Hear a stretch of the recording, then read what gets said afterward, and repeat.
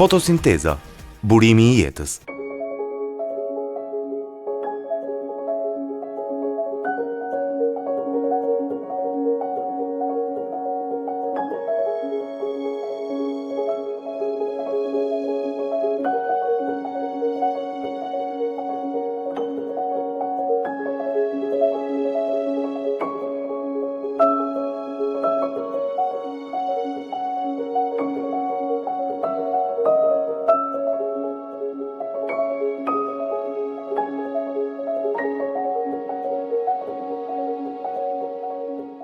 Mrekullia në gjethet e bimëve.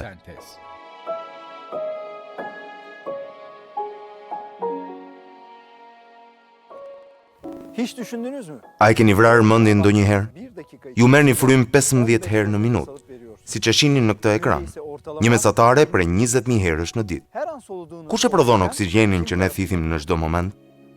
Bota që ne jetojmë zgjidh brenda një rregulli të pakrahasueshëm, moslënien, hapësirë, rastësisë. E keni menduar ndonjëherë? Si kontrollohet ekuilibri delikat I temperaturës në tokë? Si mbetet I qëndrueshëm, pa ndryshuar ekuilibri I gazrave në tokë? Ose në çmë mënyrë siguroni energjinë diellore, thelpsore për jetën? A e dini se janë bimët që punojnë për të siguruar të gjitha këto gjëra për ju, pa bërë madje asnjë gabim? Bitkiler olduğunu biliyor muydunuz?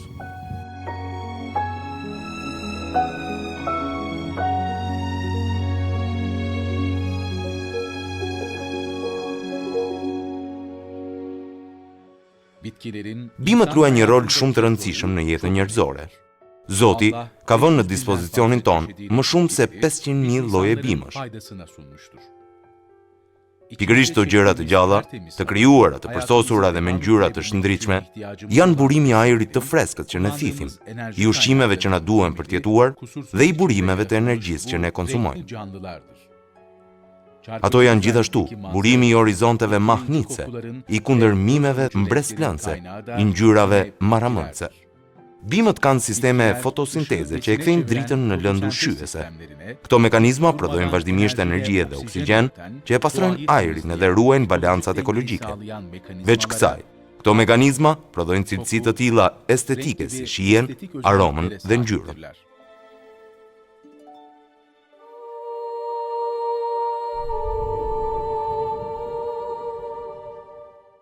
Bashkë me këto veçori, bimët janë gjëra të gjalla shumë të veçanta, që bëjnë të njohur artin edhe dijen e pakufishme të Zotit, krijuesit ton, dhe nxjerrin në pa dashurinë dhe dëmshurinë e Tij për qenjet njerëzore.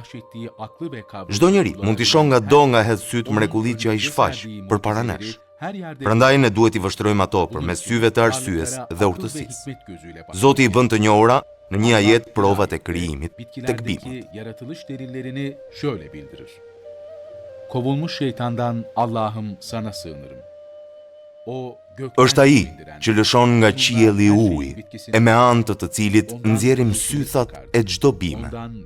Prej kësaj ne nxjerrim gjelbërim, kokra gruri në kallim, palma hurme të ngarkuara me kalavesh të ulët, kopshte rushi, ulliri dhe shege, që ngjajnë, por që janë të ndryshëm nga njëri tjetri.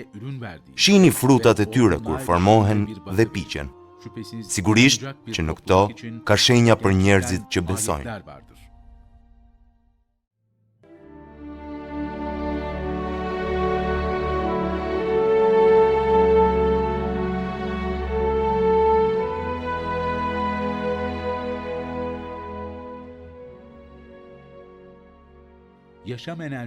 Fabrika që prodhon energji jetësore.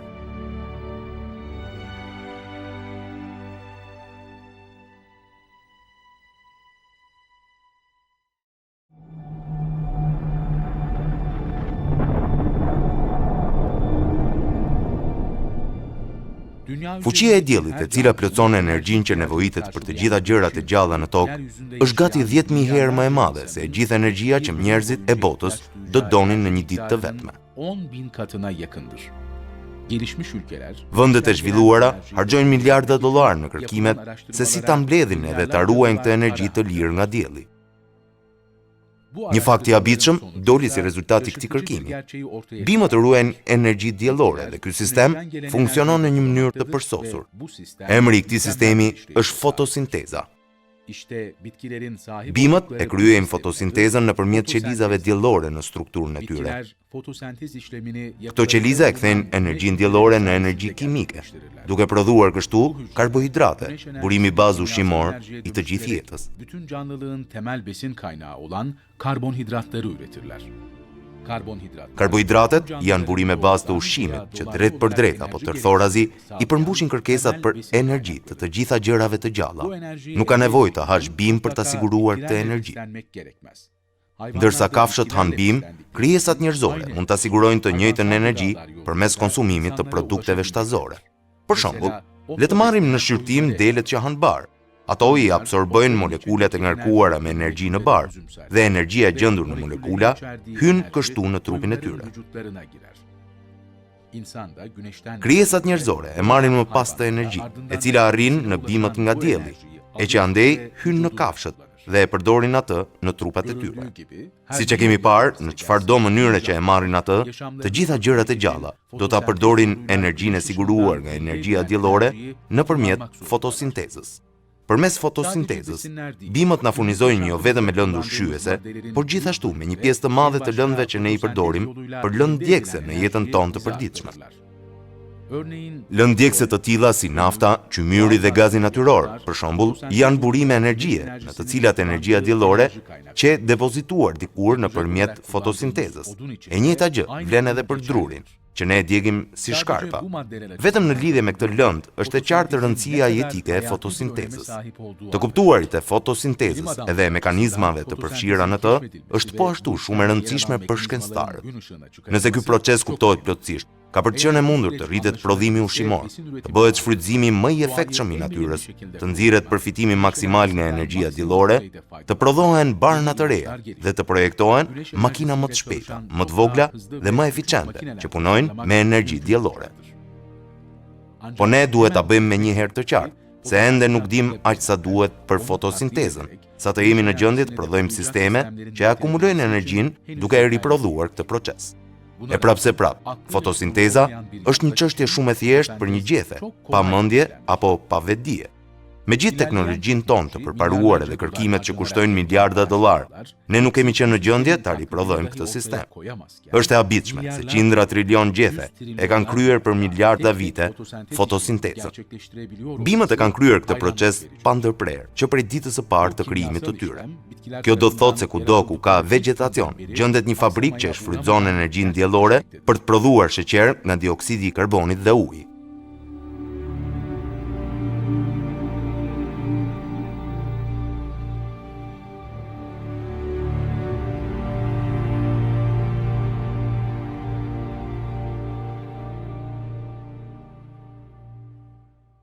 E paditur nga ne, domatet që ham, majdanozi në sallatën tonë dhe urthi që harlicet në verandë janë të tëra në gjendje prodhimi të vazhdueshëm. Ky është një bekim nga Zoti i gjithditur për krijesat njerëzore. Allahu tregon kësaj dashurinë e tij robëve të vet. Bimët janë krijuar në një formë të tillë që tu shërbejnë qenieve njerëzore dhe të gjitha gjërave të gjalla. Gjethet po e vënë në zbatim për miliona vite këtë sistem të patëmedh, që krijesat njerëzore, me tërë teknologjinë e tyre moderne, nuk janë ende në gjendje që ta kuptojnë plotësisht. Zoti na tregon në një ajet të Kuranit se është e pamundur që krijesat njerëzore të krijojnë qoftë edhe një pemë të vetme nga asgjëja.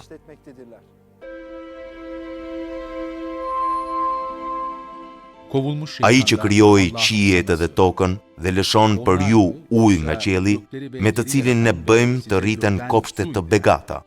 Ju nuk mund t'i bëni kurrë pemët e tyre të rriten. Sizin içinse bir ağacı bitirmek bile mümkün değildir.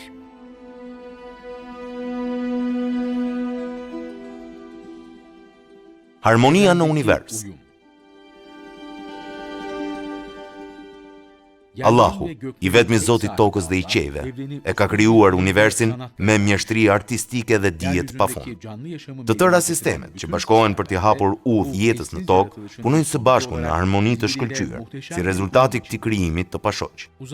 Çdo strukturë dhe sistem, nga yjet në hapësirë tek elektronet që sillen rrotull në një atom të vetëm, është i varur nga tjetri apo plotësues për tjetrin. Fotosinteza zë një vend shumë të rëndësishëm në këtë rend të lartë. Duke shfrytzuar tokën, ujin, ajrin dhe diellin, qelizat e pavedishme të bimëve marrin një sasi specifike mineralesh edhe uji nga dheu dhe prodhojnë ushqim për krijesat njerëzore.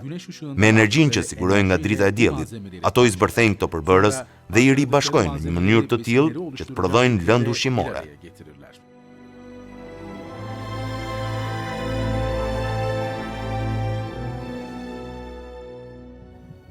Ka inteligjencë, vedi dhe rregull në çdo fazë të këtij procesi, të përmbledhur këtu mjaft shkurt. Ky sistem i habitshëm tek bimët është qartësisht një burim jete, i krijuar posaçërisht për dobinë e gjërave të gjalla. Ka një harmoni të përsosur, shumë të saktë mes bimëve të gjelbra të tokës dhe energjisë diellore, që nuk i lë asnjë hapësirë rastësisë.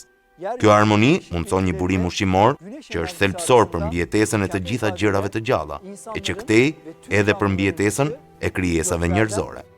Vëmendja jon të rigjet për këtë çështje në një ajet tjetër të Kuranit. Bu konuya bir Kur'an ayetiyle şöyle dikkat çekilmektedir.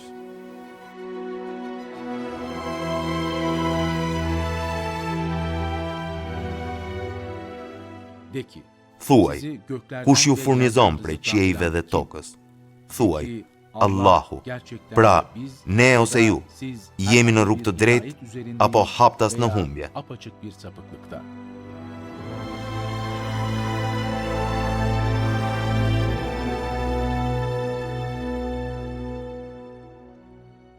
Si punon fabrika tek bimët?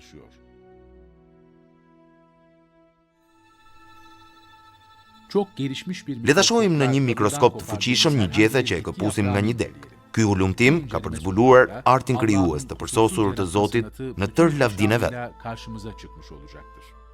Strukturat brenda një gjethe të vetme mund të krahasohen me instrumentet që ne përdorim në jetën tonë të përditshme.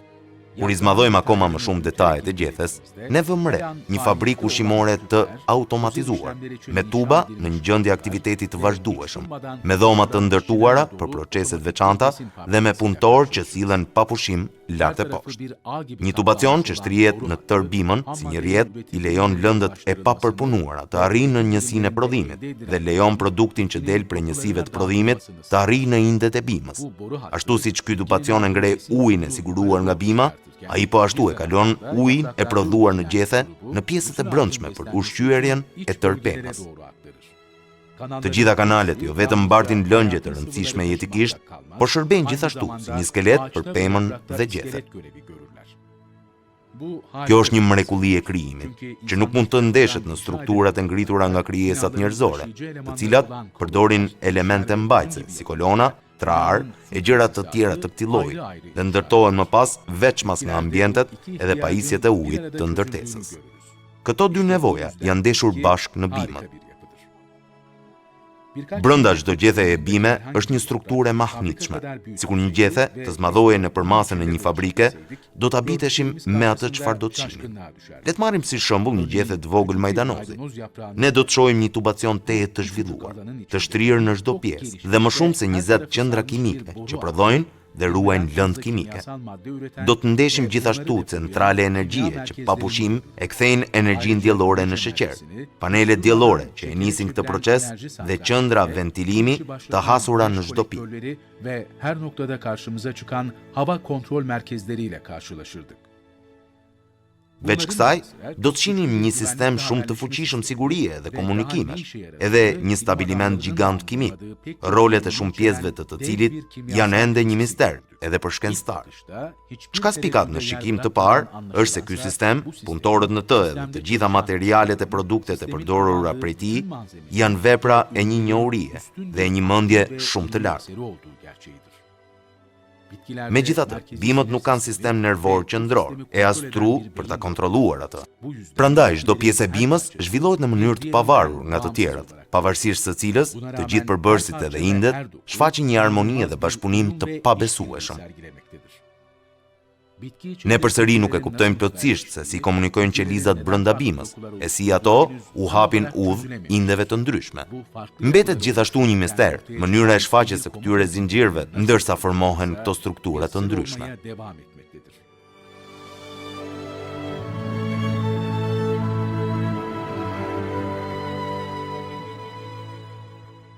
Detajet e holla në fabrikë.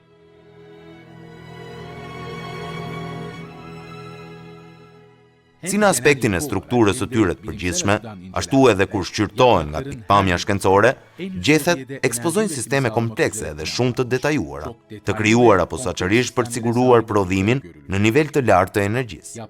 Bima duhet sigurojë nxehtësi dhe dioksid karboni nga bota jashtë për të prodhuar energji.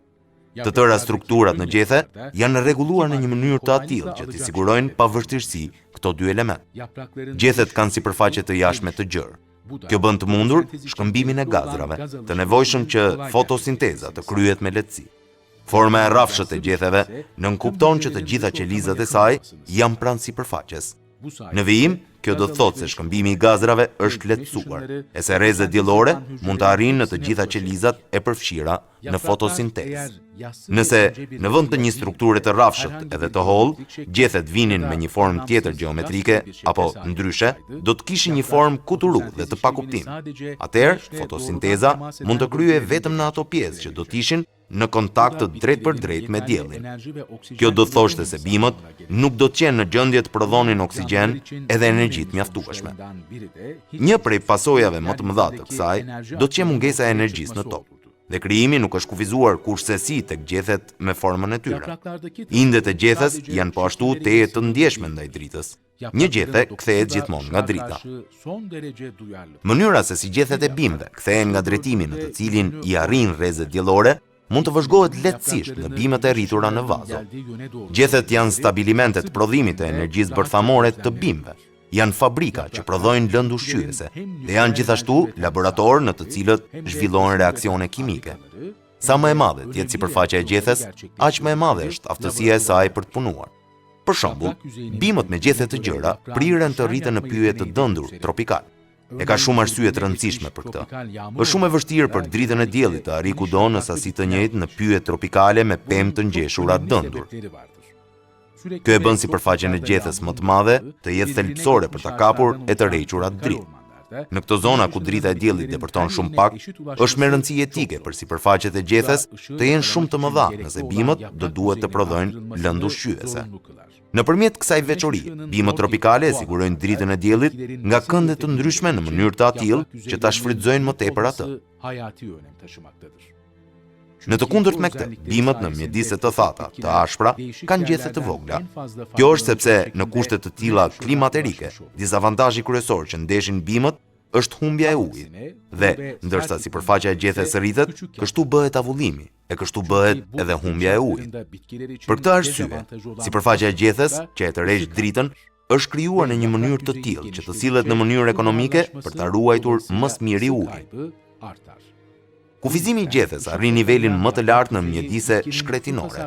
Kaktuset, për shembull, kanë gjëmba në vend të gjetheve. Fotosinteza kryhet në këto bimë në trupin e tult. Trungu është gjithashtu vendi ku depozitohet uji, po kjo nuk është e mjaftueshme për të kontrolluar humbjen e ujit. Nuk ka rëndësi sa të vogla mund të jenë gjethet e një bime. Uji do të vazhdojë të humbas nëpërmjet poreve të saj. Prandaj është thelbësor një mekanizëm për ta ekuilibruar avullimin. Bimët kanë një mënyrë të rregullimit të avullimit të tepërt, që e bëjnë përmes kontrollimit të hapjeve të poreve të tyre, duke i zgjeruar apo duke i ngushtuar ato. Tërheqja e dritës së nevojshme për fotosintezën nuk është i vetmi funksioni kryer nga gjethet. Një lloj e rëndësishme është edhe mënyra si ato e tërheqin gjithashtu dioksidin e karbonit në ajër dhe e përcjellin aty ku kryhet fotosinteza.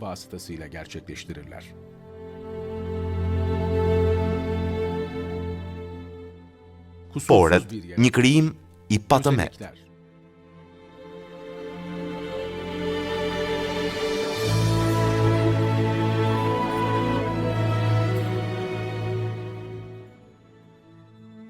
Vrimat mikroskopike në sipërfaqen e gjetheve janë përgjegjëse për bartjen e të nxehtit dhe të ujit, si edhe për sigurimin nga atmosfera të dioksidit të karbonit të kërkuar për fotosintezën. Këto vrima, të njohura si pore, kanë një strukturë të aftë për t'u hapur e për t'u mbyllur si të jetë e nevojshme. Kur poret hapen, oksigjeni dhe uji që avullon mes qelizave të gjethes shkëmbehen me dioksidin e karbonit, që nevojitet për fotosintezën. Në këtë mënyrë, nxirren mbetjet e prodhimit dhe lëndët që janë të nevojshme merren brenda për t'u përdorur. Një nga gjërat interesante mbi poret është se ato gjenden përgjithsisht në anën e poshtme të gjethave. Kjo do të thotë se efekti negativ i dritës së diellit është zvogluar në nivelin më të ulët. Sikur poret që ndjerrin ujë nga bima të ishin në pjesën e sipërme të bimëve, atëherë do të ekspozoheshin ndaj dritës së diellit për periudha të gjata kohore. Në atë rast, nëse bima nuk vdiste nga i nxehti, poret në trupin e saj do të nxirrnin pa ndërprer ujë. Domethënë, bima do të vdiste në vend të kësaj nga humbja e tepërt e ujit. Kjo strukturë e veçantë në pore e pengon bimën të dëmtohet nga humbja e ujit. Në të njëjtën kohë, ka një detaj shumë të hollë në strukturën e këtyre poreve, të rregulluar posaçërisht në dritën e të gjithë faktorëve përkatës në mjedisin e jashtëm. Ne e dimë se mjedisi i jashtëm është vazhdimisht në ndryshim, nivelet e lagështisë, temperatura, nivelet e gazit, ndotja e ajrit e tjerë. Struktura e poreve në gjethe është e tillë që të adaptohet ndaj të gjithë këtyre ndryshimeve.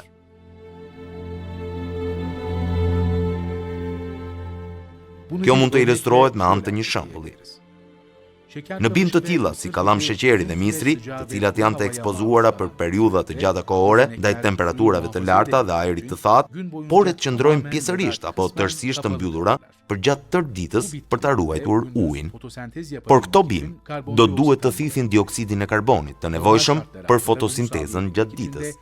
Në rrethana normale, poret duhet të hapeshin gjërësisht për ta lejuar këtë, por kjo është e pamundur, nga që në atë rast bima do të humbiste vazhdimisht ujë për shkak të faktit se poret e saj do të ishin të hapura dhe ajo shpejt do të vdiste. Kjo do të thotë se poret kanë për të qëndruar të mbyllura. Megjithatë, kjo vështirësi është kapërcyer. Bimët e tilla si kallam sheqeri dhe misri, që jetojnë në rajone të nxehta, përdorin pompat kimike për të qenë në gjendje të thithin dioksidin e karbonit në gjethet e tyre, edhe nëse poret janë të mbyllura. Sikur këto pompa kimike të mos ishin në gjendje të funksiononin për një kohë, bima nuk do të qenë në gjendje të prodhonte lëndë ushqyese, sepse nuk mund të kryej fotosinteza, e kësaj ajo do të vdiste. Kjo tregon pamundësinë që këto pompa komplekse në gjethe të krijojnë rastësisht në mënyrë graduale. Ashtu si gjithë sistemet e tjera, ky sistem në tek bimët mund të funksionojë vetëm kur të gjithë përbërësit e tij të jenë plotësisht të pranishëm. Prandaj, është e pamundur që poret tek bimët të kenë evoluar rastësisht. Këto pore, me strukturën e tyre shumë të veçantë, janë krijuar prej Zotit në një mënyrë të tillë që të përmbushin detyrën më delikate. Yerine getirecek şekilde özel olarak yaratılmışlardır.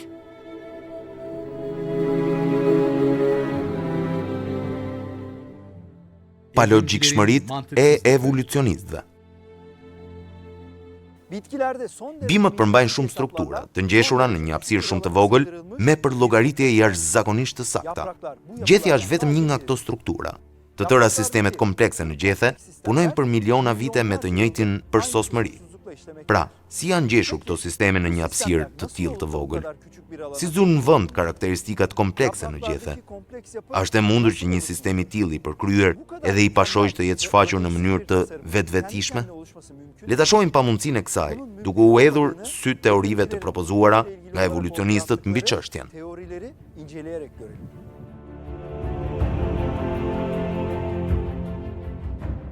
Një nga teoritë në lidhje me shfaqjen e gjetheve, të parashtruara nga evolucionistët, është teoria e telomers. Sipas kësaj teorie, gjethet u zhvilluan si degë më vete të bimëve të supozuara primitive, të dellëzuara, të bashkuara dhe të rrafshuara. Por sistemi jashtëzakonisht kompleks, në vetëm 1 nga trilionat e gjetheve në tokë, mjafton për ta provuar natyrën e palogjikshme të këtij pretendimi. Për më tepër, kjo teori është aq e pa bazë, sa ajo mund të dërmohet me vetëm 1 apo 2 pyetje.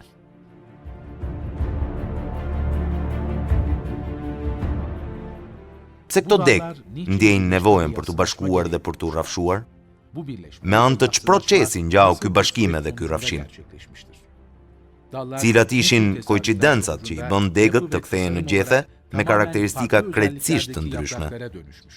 Si ndodhi që mira lloje bimësh, pemësh, lulesh edhe barërash dolën nga bimë të supozuara primitive, të dellëzuar? Pse u ndje nevoja për llojshmëri të tillë? Si qenë në gjendje këto bimë thjesht të dellëzuara të shfaqeshin nga asgjëja? Asnjë evolucionist nuk ka qenë në gjendje deri më sot të jap një përgjigje logjike dhe shkencore ndonjërs prej këtyre pyetjeve. Dhe sigurisht, është e pamundur për ta që ta bëjnë këtë. Pretendimet fantastike të evolucionistëve, prandaj vetëm e vërteta mbetet. Si të tëra gjërat e tjera të gjalla, bimët u shfaqen në një moment të vetëm, të arrira dhe të përsosura. Me fjalë të tjera, ato i krijoi Zoti i plotfuqishëm dhe i gjithditur. Fosilet i hedhin poshtë pretendimet e evolucionistëve.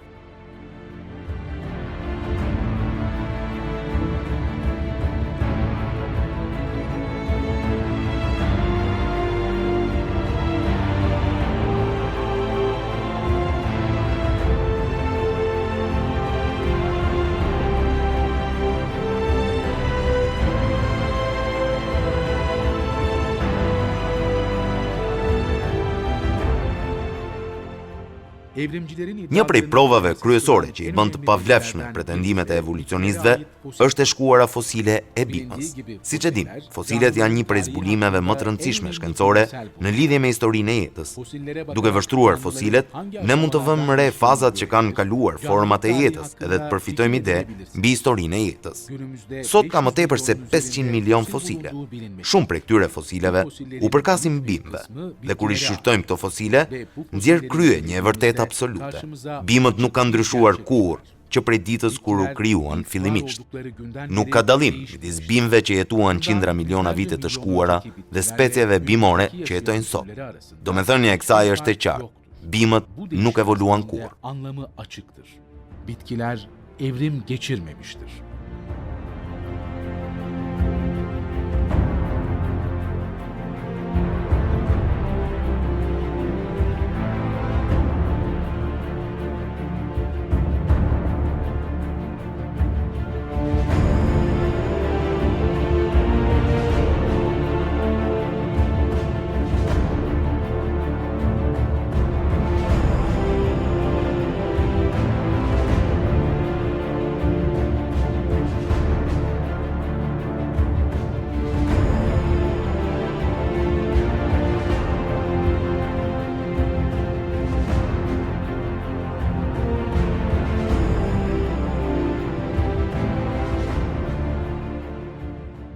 Një thirrje për arsye.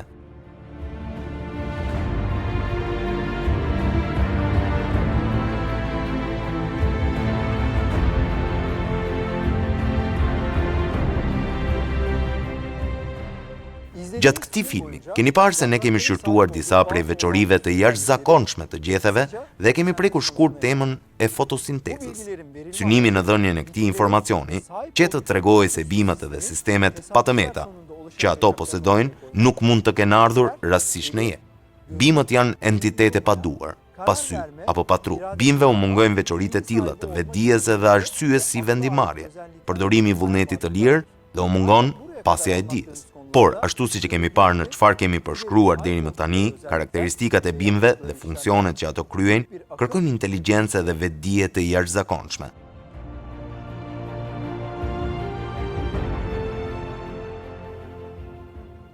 Në të vërtetë, bimët anë botës i kryejnë në mënyrë të suksesshme proceset në 1 miliardën e 1 sekonde, ndërsa krijesat njerëzore, racionale, të vetëdijshme dhe të informuara me teknologji të përparuar nuk mund ta përsërisin një proces të tillë, madje as nuk mund ta kuptojnë.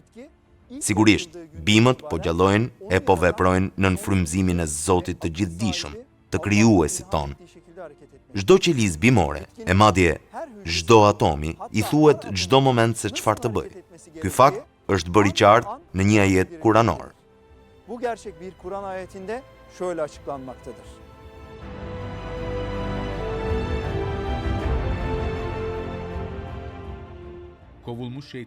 Allahu është ai që i krijoi 7 qiej, si ato dhe toka. Urdhri zbret përmes tyre, kështu që ta dini se Allahu ka fuqi mbi të gjitha gjërat, e se Allahu i përfshin të gjitha gjërat në dijen e tij. Her şeyi kuşattığını bilmeniz, öğrenmeniz için.